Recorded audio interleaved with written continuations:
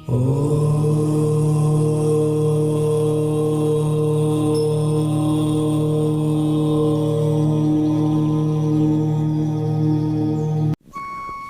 भूर्भुवः स्वः तत्सवितुर्वरेण्यं भर्गो देवस्य धीमहि धियो यो न प्रचोदयात्।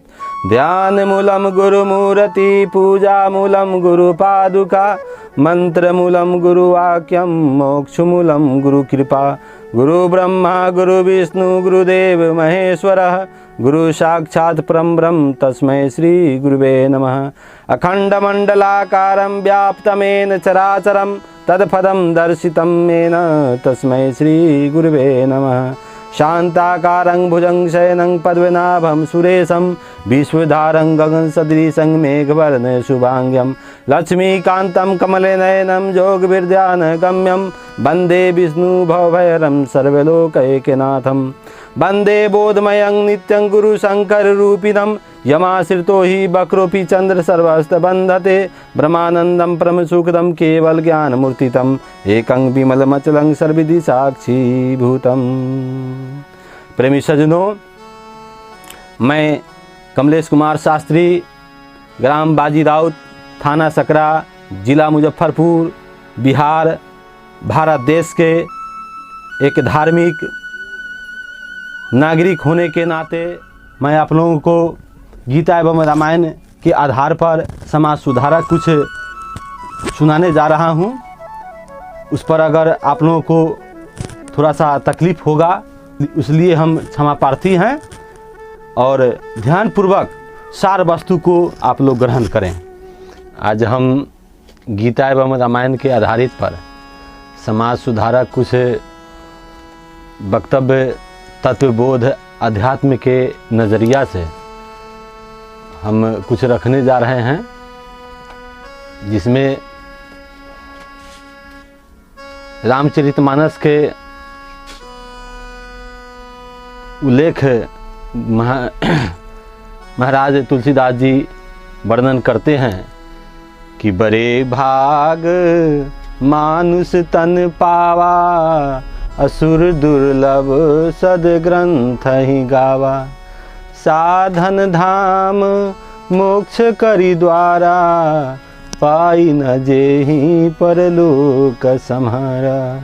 इस धराधाम पर हम लोग जब परमपिता परमात्मा के असीम कृपा से मानव के तन प्राप्त किया, लेकिन हम लोग इस धराधाम पर आकर के मानव के चोला प्राप्त करके असलियत को समझ नहीं रहे हैं, जान नहीं रहे हैं।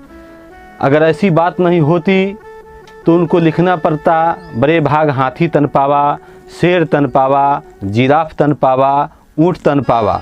लेकिन मानव के तन पावा क्यों उन्होंने बतलाए? इसमें रहस्य छुपा हुआ है। यह देव दुर्लभ तन हम लोगों को मिला हुआ है। सभी शास्त्र सभी ऋषि मुनि वर्णन करते हैं कि देवता भी तरस रहे हैं मानव के चोला प्राप्त करने के लिए, लेकिन हम लोग ये मानव के चोला प्राप्त करने के बाद भी मूल तत्व को नहीं जान रहे हैं कि यह धराधाम पर हम लोग आए, माता के गर्भ से हम लोग इस धराधाम पर प्रवेश किया, लेकिन हम लोग अपने माता पिता को सेवा नहीं करते हैं, पूजा नहीं करते हैं और नाना प्रकार के देवी देवताओं के पीछे लगे हुए रहते हैं। लेकिन उसी में से कुछ भक्त हैं जो तारी दारू पी करके, मुर्गा मुसल्लम खा करके भगवान को आराधना करते हैं। यह कहीं भी ऐसा वर्णन नहीं है कि मांसाहारी लोग तारी दारू पी करके भगवान देवी देवताओं को आराधना करने का कहीं भी कोई भी शास्त्र में हमने ढूंढा, कहीं भी नहीं मिला। कुछ अभी के भक्त हैं, उनको कथन है, कविता के माध्यम से हम सुना रहे हैं कि रामा रामा हरे हरे बकरी मुर्गी घरे घरे, हरे कृष्णा हरे रामा दूधू अंडा सुबह शाम, दिन भर राम राम शाम के बेला 200 ग्राम, रघुपति राघव राजा राम भाई पता न पावे सीताराम। दारू तारी पी का कीर्तन गावे घरे घरे, हरे राम राम राम हरे हरे। इसी प्रकार से हम लोग, और भगवान कृष्ण गीता में कह रहे हैं कि कर्मण्ये बाधिकारेषु मा फलेचना, जो मनुष्य जैसा कर्म करता है उसको फल उसी प्रकार से प्राप्त होता है। अर्थात एक किसान होता है, वो अपने खेत में काम करता है, वह पढ़ा लिखा नहीं होता है, तो अपने किसानी के बारे में उसको मालूम होता है और उसका मजदूरी 300 या 400 रुपया होता है। लेकिन वही अगर तपस्या करने के बाद, शिक्षा अध्ययन करने के बाद एक कलेक्टर होते हैं, जिला अधिकारी, उनको तनख्वाह लाखों रुपया होता है, एक जिला के मालिक कहलाते हैं। इसी प्रकार से जो मनुष्य जैसा कर्म करता है उसको फल उसी प्रकार से प्राप्त होता है। तो हम लोग अच्छे कर्म करें, क्योंकि यह धराधाम पर हम लोग आए हैं। इस धराधाम पर हम लोग आने के मूल तत्व है कि यह देव दुर्लभ तन बार बार नहीं मिलता है। पत्ता गिरा डाल से ले गए पवन उड़ाए, अब के बिछड़े कब मिले प्रभु से कहा न जाए। ये हम लोग कब तक हैं इस धराधाम पर, ये हंसा रूपी प्राण हम लोग को चलाने वाला है। इसलिए समाज में कुरीति नहीं फैलाएं, समाज में धार्मिक वातावरण को फैलाएं और अपने चरित्रवान को बने, माता पिता को सेवा करें, अतिथि को सम्मान करें। यही हम लोग को मूल तत्व मानव में जन्म लेने का है। जैसे 5 प्रकार के देवता होते हैं। कबीर बाबा कहते हैं कि छित जल पावक गगन समीरा, पंच रचित यह प्रभु अधम शरीरा। छित माने पृथ्वी, अग्नि, जल, वायु से यह तन मिल बना हुआ है। लेकिन हम कहते हैं मुख्य 5 प्रकार के देवता हैं। अनेकों देवता के फेर में पड़ना अनुचित बतलाया गया है। ये अगर हम काली जी के पूजा करें, दुर्गा जी के पूजा करें, शंकर जी के पूजा करें, हनुमान जी के पूजा करें, राम जी की पूजा करें, कृष्ण की पूजा करें या अन्य देवी देवताओं को पूजा करते करते हमारा शरीर यह नाश्वर शरीर है, जीर्ण अवस्था को प्राप्त हो जाएगा। इसलिए एक को साधे सब सधे, सब साधे सब जाए। इसी को गुरु नानक देव जी बतला रहे हैं। एक को सुमरो नान का जल थल रहे समाये, दूजो कहे सुमरिए जन्म लेत मर जाए। ऐसे देवी देवताओं को पूजा करें कि सभी में सम्माहित हो जाता है। जैसे हम बार बार कहते हैं कि 5 प्रकार के देवी देवताओं हैं, उनको ही पूजा आराधना करें, जिसको कहा गया है मातृ देवो भव, पितृ देवो भव, आचार्य यानी गुरु देवो भव, अतिथि देवो भव और पति देवो भव। और पति के लिए, पत्नी के लिए पति देवो भव, आप पति के लिए पत्नी भी देवो भव। माने हमारी पत्नी देवी स्वरूप है, माता देवी रूप है, हमारी बहन देवी रूप है। इसलिए अपने सद्भावना समृद्ध परिवार को बनावे। आगे हम लिखते हैं कि इस जगत में काली दुर्गा के उपासक और राम जी के उपासक, कृष्ण के उपासक में अंतर बतलाया गया है। अंतर इसलिए है कि शंकर और दुर्गा काली वाम मार्गी है, इसमें बलि प्रथाओं की प्रचलन है और राम कृष्ण की बलि प्रथा नहीं किया जाता है। जैसे एक दृष्टांत के माध्यम से हम आप लोगों को सुना रहे हैं कि 3 लड़का विदेश गया शिक्षा अध्ययन करने, डॉक्टरी पढ़ाई पढ़ने के लिए। वहाँ जाने के बाद रविवार के समय था, दिन था, शाम के समय वो लोग समुद्र के किनारे घूमने के लिए गया। वहाँ नाव भी लगा हुआ था। उस नाव पर इच्छा जाहिर किया कि हम लोग थोड़ा समुद्र में सैर कर लेते हैं। जब समुद्र पर चढ़ा, उसमें कौन कौन व्यक्ति थे? एक सिख थे, सिख के बालक थे पंजाबी, एक मुस्लिम थे और 2 हिंदू भाई थे, यानी 4 मुख्य लोग थे उस नाव पर। जब समुद्र में जब तूफान आया, भंवर आया, तो नाव जब डूबने लगा तो सिख का लड़का जो था स्टूडेंट, वो बोलता है वाहेगुरु की खालसा वाहेगुरु की फतेह। इसके बाद उनको एक ईश्वर को उन्होंने आराधना किया, गुरु गोविंद सिंह, गुरु नानक देव जी की, उन्होंने आकर के नाव से बचा लिया, उस भंवर तूफान से बचा लिया। तो मुस्लिम का लड़का बोलता है कि या अल्लाह परवरदिगार, उसको भी जैसे अल्लाह आकर के बचा लेते हैं। इसके बाद में दोनों हिंदू को जो लड़का था वो विशेष भंवर में फंसने लगा। एक लड़का एक से बोलता है कि भाई हम लोग किस देवी देवता को पुकारे, अपने अपने देवी देवता को उन्होंने पुकारा और बच गया, हम किसको पुकारे। तो एक ने बोलता है कि काली जी को हम याद करते हैं, तो काली जी या काली माई हमको आकर के बचाइए। काली जी भी खप्पर साज करके चल देते हैं बचाने के लिए। इसके बाद तुरंत फिर कहता है कि हे दुर्गा माई हमको आकर के बचा लीजिए। दुर्गा जी भी चल देते हैं शेर पर सवार होकर के। इसके बाद तुरंत फिर बोलता है हनुमान जी हमको आकर के बचा लीजिए। हनुमान जी गदा लेकर के अपने तीव्र वेग से जब आ रहे थे तो दुर्गा जी और काली जी रास्ते में मिलते हैं। इन्होंने सोचे कि शायद हनुमान जी हम ही से युद्ध न करने के लिए आ रहे हैं तीव्र वेग से। यही दरमियान में तीनों देवी देवता वहाँ नहीं पहुँचे, वो नाव भंवर में फंस गया, डूब गया, दोनों हिंदू भाई उसी में डूब करके मर गए। तो इसी प्रकार से आप कभी दुर्गा जी के, कभी काली जी के, कभी हनुमान जी को पुकारते रहिएगा, आप भंवर में फंस करके भवसागर में आप डूब जाइएगा। भवसागर से तारनहार जो होते हैं वो सद्गुरु महाराज होते हैं, सच्चे ज्ञान को खजाना खोल देते हैं और उसे नाम को सुमिरन करके वह भवसागर से पार हो जाते हैं। फिर इसी तरह से एक दृष्टांत आता है कि एक नदी में दो व्यक्ति फंसे हुए थे। गणेश जी को उन्होंने पुकारता है, गणेश जी हमको आकर के बचा लीजिए, हम नाव में इस नदी में हम डूब जाएंगे। गणेश जी आते हैं और नदी के किनारे में डुगडुगी बजा रहे हैं, है ना, डुगडुगी बजा रहे हैं।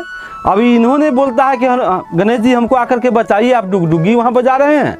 गणेश जी क्या जवाब देते हैं कि 1 बरस में हमको तुम लोग डुबा देता है इसी नदी में, और तुम लोग भी जैसे डुगडुगी बजाता है, ढोल ताशा बजाता है, इसलिए हम उस समय दुखी रहते हैं। आज खुशी है, तुम लोग डूबो, हम लोग हम नाच रहे हैं। यह बात नहीं होना चाहिए। सच्चे सतगुरु के शरण में जाइए और सच्चे ज्ञान को लीजिए, जिसके लिए कबीर साहब लिखते हैं कि कोटि नाम संसार में ताते मुक्ति न होए, आदि नाम जो गुप्त जपे बूझे बिरला कोय। इस संसार में अनेकों देवी देवता हैं और उनको अनेकों नाम है, तो उस नाम से हमको उबार नहीं हो सकता है। जैसे मान लेते हैं कि गुणवाचक नाम वकील साहब होते हैं, डॉक्टर साहब होते हैं, मास्टर साहब होते हैं, क्या उनका मास्टर साहब का नाम मास्टर थोड़ी होगा? उनका नाम चिंतामन दास भी हो सकता है, अरुण कुमार भी हो सकता है। वकील और डॉक्टर और मास्टर, ड्राइवर, ये तो गुणवाचक नाम होता है। उनको वास्तविक नाम क्या है? परमपिता परमात्मा का वास्तविक नाम क्या है? जैसे में हम कहते हैं शंकर भगवान हैं। अब शंकर भगवान को भी देखिएगा पद्मासन लगाए हुए हैं और ध्यान क्लास कर रहे हैं। वो किनको भज रहे हैं? उनसे बड़ा भी कोई होगा? जबकि इनको कहा गया है देवों में महादेव।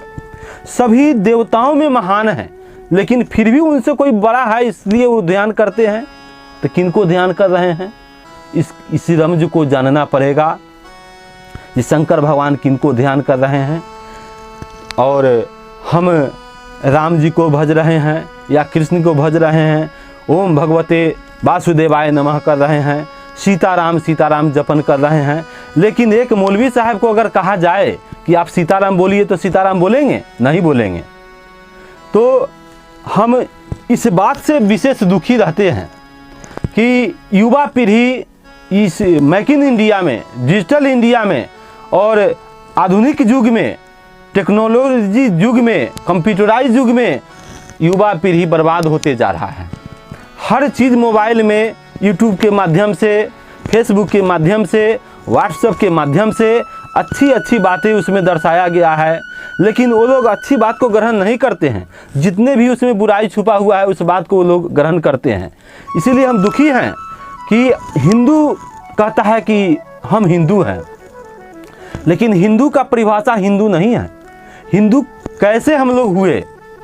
तो जब एक भारत के सीमावर्ती पश्चिमी तट पर सिंधु नदी है, उस सिंधु नदी से जब विदेशी लोग जब यहाँ प्रवेश आए तो उस नदी के बारे में नाम पूछे कि इस नदी के क्या नाम है, तो पूछे कि सिंधु।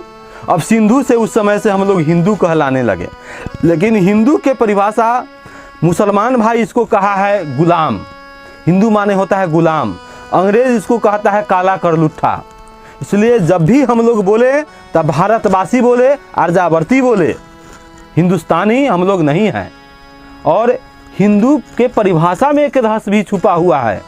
हिंद जो भावनाओं से रहता है दूर, उसी को कहा जाता है हिंदू। हिंदू। लेकिन एक 5 साल के बच्चा मुस्लिम से पूछा जाए कि तुम कौन हो, तुम्हारा धर्म ग्रंथ क्या है, तुम्हारा धर्म क्या है, फटाफट जवाब देता है कि मैं इस्लाम हूँ, मेरा धर्म ग्रंथ कुरान है, मैं मुसलमान हूँ। लेकिन यही बात को हिंदू भाई अच्छे पढ़े लिखे से हम पूछते हैं कि तुम कौन हो, तुम्हारा धर्म ग्रंथ क्या है, तुम्हारा धर्म क्या है, तो कहते हैं कि ये हमको मालूम नहीं है। कारण क्या है कि आपको मालूम नहीं है? एक छोटा ही मुसलमान के बच्चा के सब कुछ मालूम है, लेकिन तुमको क्यों नहीं मालूम होता है? इसलिए हम कहते हैं बार बार कि बड़े बड़े डिग्री डिप्लोमा वाले लोग अपने मजहब के बारे में, अपने धर्म के बारे में उनको मालूम नहीं है। आप आज से सुन लो, तुम हिंदू नहीं हो, तुम आज से कहो कि मैं आर्य हूँ। आर्य मतलब होता है श्रेष्ठ। हम आर्यावर्त के लोग हैं, इसलिए हम आर्य हैं, भारतवासी हैं। और मेरा धर्म ग्रंथ 4 वेद है, ऋग्वेद, यजुर्वेद, सामवेद, अथर्ववेद। ये हमारा 4 वेद हिंदुओं के धर्म ग्रंथ है। और गीता रामायण मेरा धर्म ग्रंथ नहीं है, वो शास्त्र है, अवलोकन करने का है उसमें।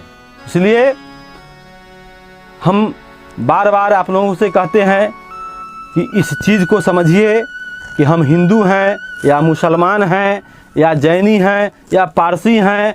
लोग बहुत किस्म से बोलते हैं, लेकिन जब हम मुसलमान भाई से पूछते हैं कि तुम किसको दीदार करता है, किसको तू जपन करता है, तो कहता है एक अल्लाह को। लेकिन हम हिंदू भाई से पूछते हैं तुम्हारा इष्ट देव क्या है, तुम्हारा इष्ट देव क्या है, कौन है, तो कहते हैं हमको मालूम नहीं है, हनुमान जी होंगे। धर्म ग्रंथ क्या है, तो रामायण गीता होगा। लेकिन ऐसी बात नहीं है। हम लोग एक ईश्वर को समझें। इसीलिए फिर हम अगले कड़ी में आप लोगों को इस संबोधन को विस्तार रूप से समझाएंगे। इन्हीं शब्दों के साथ मैं अपनी वाणी को विराम लेता हूँ। हरिओम तत्सत।